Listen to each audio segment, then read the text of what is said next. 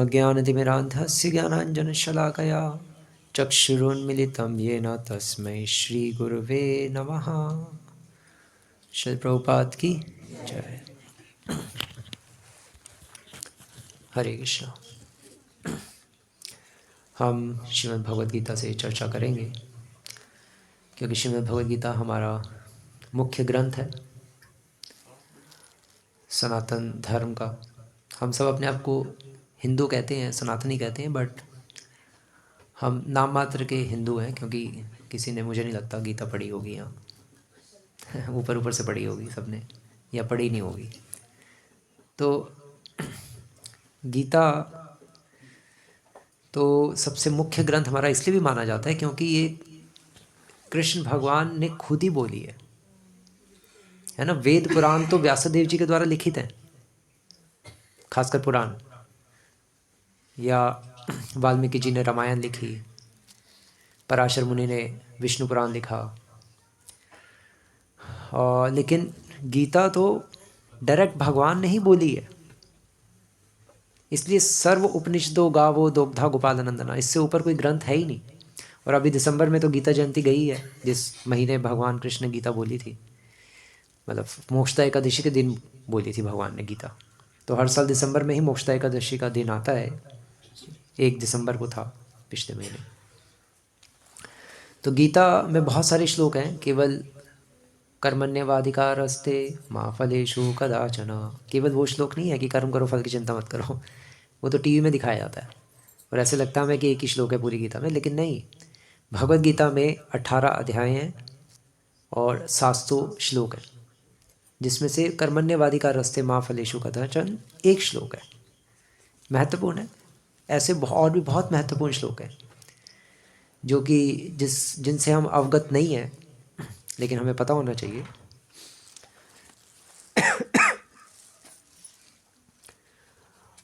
जैसे ये श्लोक है दूसरे अध्याय का 11वां श्लोक। श्रीमद् भगवद गीता की वैसे तो शुरुआत होती है पहले अध्याय के पहले श्लोक से, जो कि है धर्म क्षेत्रे कुरुक्षेत्रे समवेतायुयुत्सवः मामकः पांडवाश्चैव किम अकुर्वत संजय। वो पहला श्लोक है गीता का। लेकिन वो श्लोक किसने बोला है? वो श्लोक किसने बोला है? पहला श्लोक किसने बोला है? धृतराष्ट्र ने। भगवान ने नहीं बोला गीता का पहला श्लोक, इसलिए हम उसको पहला श्लोक मानते हुए भी नहीं मानते। कई आचार्य ऐसा लिखते हैं। वास्तव में गीता का पहला श्लोक माना जाता है ये दूसरे अध्याय का 11वां श्लोक, जिस पे मैं अभी चर्चा करने जा रहा हूँ। ये पहला श्लोक बहुत आचार्यों के द्वारा ये माना जाता है। आप क्वेश्चन पूछ सकते हो कि गीता जहाँ से शुरू हो रही है पहले अध्याय के पहले श्लोक से, वही तो पहला श्लोक होना चाहिए, तो इसको पहला श्लोक क्यों मान रहे हैं दूसरे अध्याय के 11वें श्लोक को? ऐसा क्या इसमें खास है? तो इसमें खास क्या है? इसमें खास ये है कि यहाँ से अब भगवान कृष्ण बोलना शुरू कर रहे हैं, और केवल बोलना ही शुरू नहीं कर रहे, भगवान अर्जुन को डांटना शुरू कर रहे हैं। और डांटना तो चलो पहले भी शुरू किया भगवान ने, ऐसे दूसरे अध्याय के दूसरे श्लोक में भी शुरू किया। भगवान ने कहा क्या श्लोक है? अनार्य जुष्टम अस्वर्ग्यम अकीर्तिकर्म अर्जुना क्लैब्यम मा समगमः पार्थ नैतत्त्वैव उपपद्यते। वैसे दूसरे अध्याय के दूसरे श्लोक से भगवान ने डांटना शुरू कर दिया अर्जुन को, थोड़ा मतलब टॉन्ट मारने शुरू कर दिया, क्योंकि अर्जुन कंफ्यूज हो रहा था कि मैं युद्ध लड़ूं नहीं लड़ूं। लेकिन उसके बाद जब अर्जुन ने भगवान का शिष्यत्व स्वीकार किया दूसरे अध्याय के 8वें 9वें श्लोक से, तो फिर भगवान ने अपनी कमांड संभाली एज अ गुरु, क्योंकि उसने शिष्यत्व स्वीकार किया। जब तक हम किसी का शिष्यत्व स्वीकार ही नहीं करेंगे तो गुरु हमें शिक्षा क्यों देंगे? पर्सनल लेवल पे खासकर, जनरल तो प्रवचन दे के सबको दी जाती है, लेकिन पर्सनल लेवल पे तो शिक्षा तभी दिएगा ना वो व्यक्ति जब हम उसको कहेंगे कि मैं आपकी शरण में हूँ। उसी प्रकार से अर्जुन ने भगवान से कहा कि भगवान अब मैं पूरी तरह से आपकी शरण में हूँ और मुझे अब कुछ दिखाई नहीं दे रहा, क्योंकि अब जो मेरी हालत है, ये हालत मेरी, चाहे तीनों लोगों का मुझे राज्य भी मिल जाए तब भी मेरी ये हालत ठीक नहीं हो सकती। मेरे मुंह सूख रहे हैं, होंठ सूख रहे हैं, मेरे हाथ पांव फूल गए हैं, मेरा गांडीव धनुष मेरे हाथ से खिसक गया। अर्जुन ने कसम खाई थी कि मैं कभी गांडीव धनुष को छोड़ूंगा नहीं। मैंने एक बार उठा लिया तो बस उठा लिया, लेकिन वो भी खिसक गया आज की डेट में, मतलब उस दिन की डेट में जब 5-4 साल पहले बोली गीता। तो इसलिए अर्जुन ने कहा कि अब तो मुझे शिष्यत्व तो स्वीकार करना ही पड़ेगा, झुकना ही पड़ेगा। और कृष्ण तो भगवान है ही, मैं तो जानता ही हूँ, बचपन के साथ खेला हूँ, इनके ऊपर टांग रख के सोता रहा हूँ। लेकिन अब मुझे समझ आ रहा है कि ये बंदा ही मेरे डाउट्स को सॉल्व भी कर सकता है, क्योंकि अर्जुन को बहुत सारे डाउट्स आ गए। क्यों आ गए? क्योंकि कृष्ण भगवान उसको कह रहे थे कि तीर चलाओ। किस पे? भीष्म पितामह पे, द्रोणाचार्य पे, जो गुरु हैं उसके। मान लो हमें ही भगवान प्रकट हो जाएं, अभी भगवान कृष्ण समक्ष आ जाए हमारे और कहें कि अपने गुरु को गोली मारो, तो आप क्या कहोगे? आप पागल हो जाओगे। आप अर्जुन ने तो चैप्टर 1 में बहुत सारे बातें प्रस्ताव रखे भगवान के समक्ष, हम प्रस्ताव नहीं रखते। हम कहते हैं कि मुझे तो अब ये डाउट आ रहा है कि आप भगवान हो भी कि नहीं, बस थूक के चले जाते हैं। हम तो बिलीव नहीं कर पाते। गुरु और रिश्तेदारों को, रिश्तेदार चलो फिर भी समझ आता, लेकिन गुरुओं को ही मारने के लिए कह रहे हैं भगवान, वो भी भीष्म पितामह जो 800 साल के सबसे बुजुर्ग और सब जिनकी प्रोटेक्शन में पूरा कौरव वंश पला बड़ा, उनको मारने के लिए भगवान कह रहे हैं इसको मारो, इन सबको मारना तुम्हें। रथ को दोनों सेनाओं के बीच में लेके गए अर्जुन को दिखाने के लिए, और फिर अर्जुन पागल हो गया।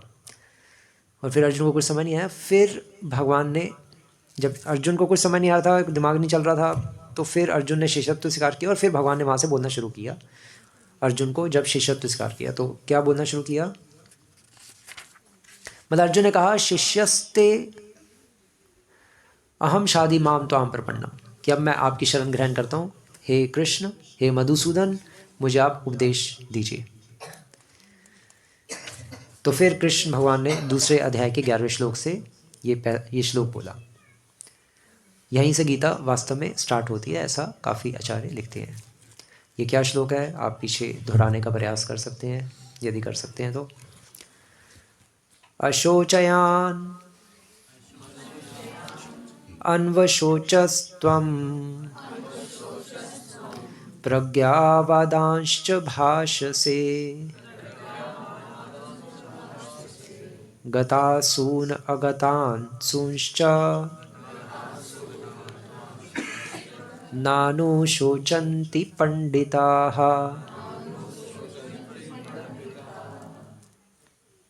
तो ये भगवान अर्जुन को कह रहे हैं। इसका अर्थ क्या है कि श्री भगवान ने कहा तुम पांडित्यपूर्ण वचन कहते हुए उनके लिए शोक कर रहे हो जो शोक करने योग्य नहीं है, क्योंकि जो विद्वान होते हैं वे ना तो जीवित के लिए और ना ही मृत के लिए शोक करते हैं।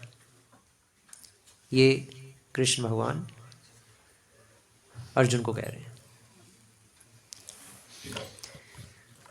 कहने का अर्थ है कि भगवान कह रहे हैं कि अशोचयान अन्वशोचस त्वम, त्वम मतलब तुम, अशोचयान जो शोक के योग्य नहीं है, शोचयान अशोचयान अन्वशोचस तुम उनके लिए शोक करते हो। ये बहुत अजीब सा है अर्जुन, जो शोक के योग्य नहीं है तुम उनके लिए शोक कर रहे हो। खासकर ये तो वैसे ही अधर्म के पक्ष में है सब, और ऊपर से ये सब आत्मा है, शरीर नहीं है, ये तुम्हें ज्ञात होना चाहिए। प्रज्ञावादांश भाष्य से, एक तो तुम शोक कर रहे हो, दुखी हो रहे हो, और तुम बातें कैसी कर रहे हो? प्रज्ञावादांश भाष्य से, बहुत विद्वानों की तरह बातें कर रहे हो कि अगर ये युद्ध होगा भगवान तो ये हो जाएगा, वो हो जाएगा। कोई पिंड दान करने वाला नहीं रहेगा, स्त्रियां दूषित हो जाएंगी, उनके पति नहीं रहेंगे, राज्य कौन संभालेगा, और एक्स वाई जेड, और कई चीज़ें भगवान को अर्जुन ने पहले अध्याय में कही। लेकिन भगवान ने कहा कि भाई तुम मुझे कह रहे हो, क्या मुझे नहीं है सारी बातें पता? मैंने ही तो सारे शास्त्र बनाए हैं, लेकिन तब भी मैं तुम्हें कह रहा हूँ युद्ध करो, तो इसके पीछे कोई कारण होगा ना। तो अर्जुन कह रहा था नहीं नहीं, मैं जो पॉइंट्स कह रहा हूँ मैं भी तो शास्त्रों से कह रहा हूँ सारे। तो भगवान ने कहा तुम कह तो रहे हो, लेकिन धर्म से भी ऊपर मेरी बात मानना है। धर्मम तो साक्षात भगवत प्रणीतम, मेरी आज्ञा का पालन करना ही भक्ति है, वही धर्म है असली में। तभी तो कृष्ण भगवान ने जब शिखंडी बीच में आ गया था तो अर्जुन को कहा था तीर चलाओ भीष्म पितामह पे। हालांकि वो युद्ध का रूल नहीं है, लेकिन कृष्ण भगवान ने कहा चलाओ, कोई नहीं, मार डालो। और अर्जुन ने चला दिया तीर, और फिर शरशैया पे भीष्म पितामह को लिटा दिया। तो कृष्ण भगवान ने भीष्म पितामह को, शिखंडी बीच में आया तो धोखे से मरवाया। कर्ण चक्का उठा रहा था अपने रथ का जो फंस गया था, तो धोखे से मरवाया कृष्ण भगवान ने। और द्रोणाचार्य को धोखे से मरवाया, क्योंकि युधिष्ठिर महाराज से बुलवाया ना कि अश्वत्थामा मारा गया। अश्वत्थामा द्रोणाचार्य का पुत्र था, तो द्रोणाचार्य जैसे ही सुनता तो एकदम से पागल हो जाता, और फिर वो लड़ नहीं पाता, और लड़ नहीं पाता तो उसको मारना आसान रहता द्रोणाचार्य को। तो ऐसे इस प्रकार से द्रोणाचार्य को मरवाया। तो कृष्ण भगवान ने तो छल कपट से बहुत लोगों को मरवाया महाभारत में, और खुद प्रतिज्ञा ली हुई थी कि मैं कोई अस्त्र शस्त्र नहीं उठाऊंगा। तो उठा ले भाई इससे बेटर है कोई कहेगा क्योंकि बिना उठाए सब कुछ कर दिया। तो कृष्ण भगवान ने अर्जुन को जो जो कहा वो करता रहा। क्यों? क्योंकि उसमें क्या थी? भक्ति थी। भक्ति धर्म से ऊपर होती है। युधिष्ठिर महाराज को भी कहा था कृष्ण भगवान ने कि तुम अनाउंस कर दो कि अश्वत्थामा मारा गया। अब अश्वत्थामा तो मारा नहीं गया था, वो तो अपना उधर युद्ध कर रहा था, लेकिन झूठ बोलने के लिए कहा युधिष्ठिर महाराज को। युधिष्ठिर महाराज धर्मराज थे, युधिष्ठिर महाराज को सच बोलने की हैबिट थी, वो झूठ बोल ही नहीं सकते थे। तो इसलिए जब भगवान ने कहा झूठ बोलो, तो युधिष्ठिर महाराज हेजिटेट कर गए। उनको हिचक हुई कि मैं झूठ कैसे बोल सकता हूँ, तो चाहे भगवान भी कह रहे हैं, लेकिन भगवान ने तो धर्म बनाया है। तो उन्होंने बोला नहीं, और बोल भी दिया तो बहुत हेजिटेट करके कुछ टाइम बाद, तो उनको पाप लग गया।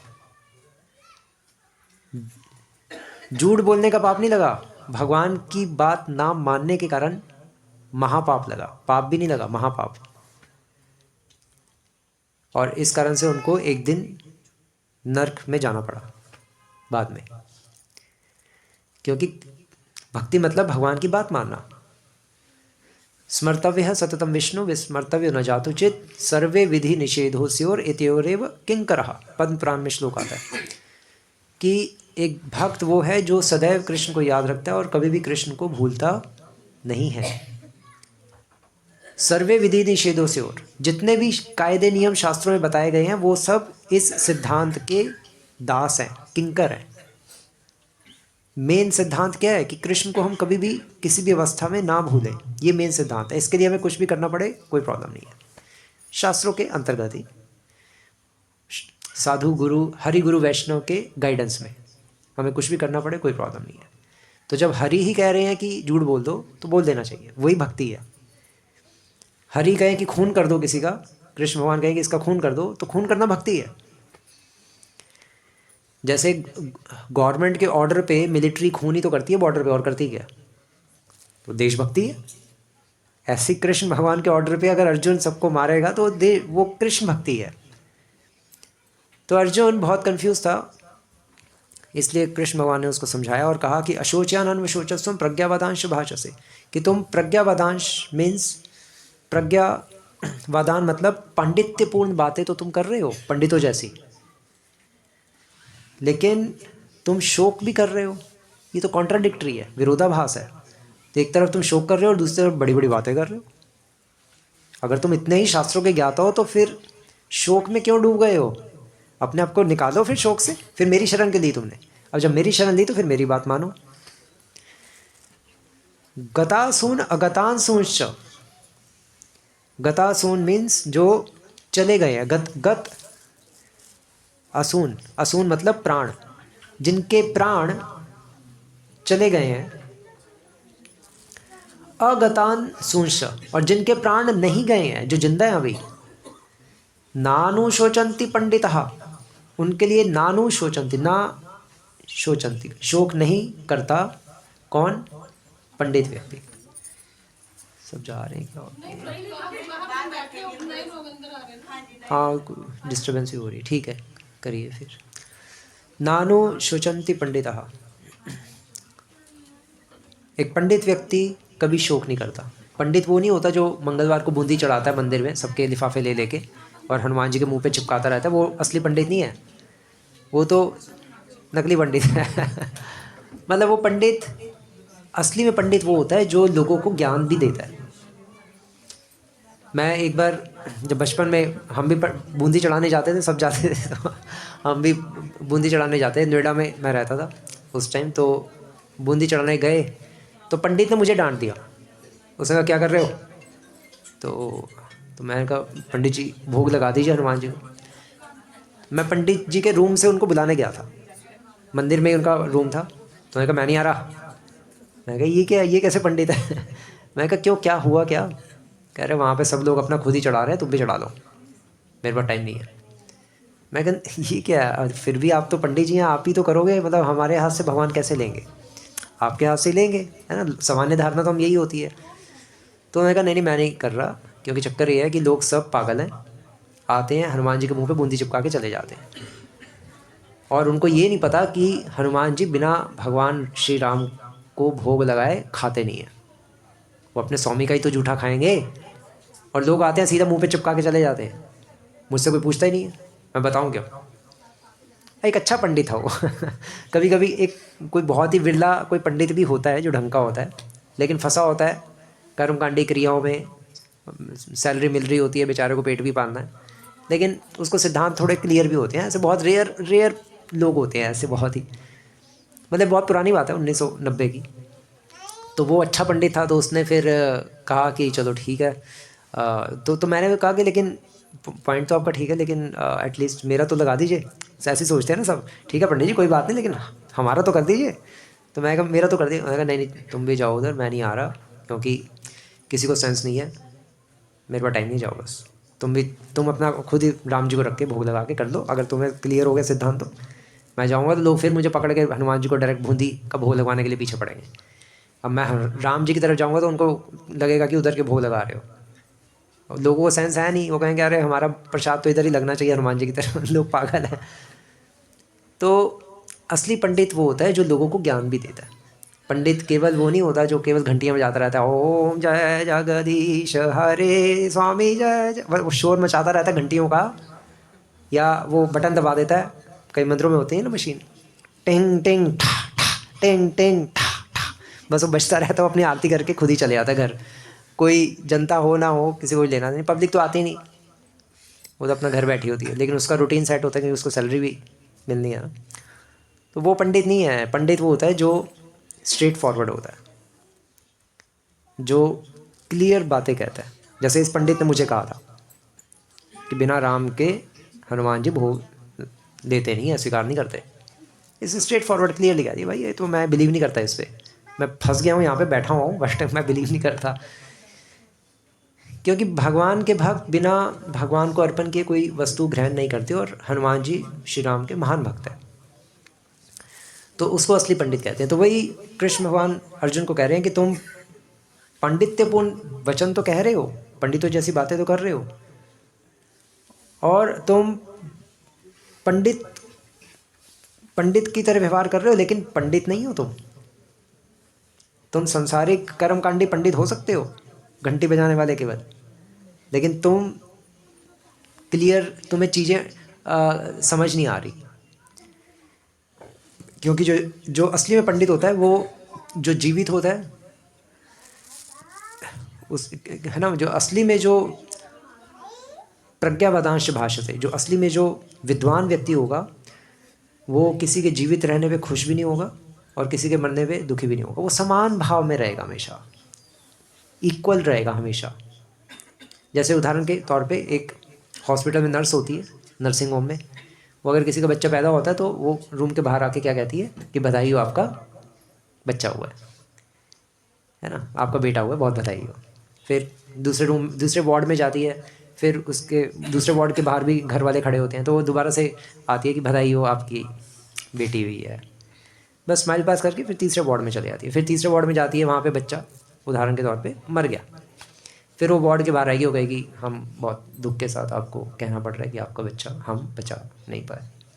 दुखी हो गए, फिर चौथे रूम में चले जाएगी, फिर वहाँ फिर स्माइल पास करके आ जाएगी, बधाई हो, आपका बच्चा हुआ है।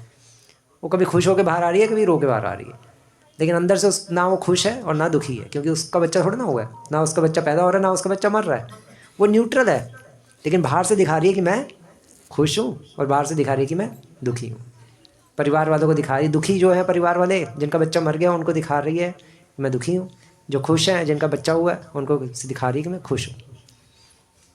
अंदर से ना वो खुश है और ना वो दुखी है, न्यूट्रल है।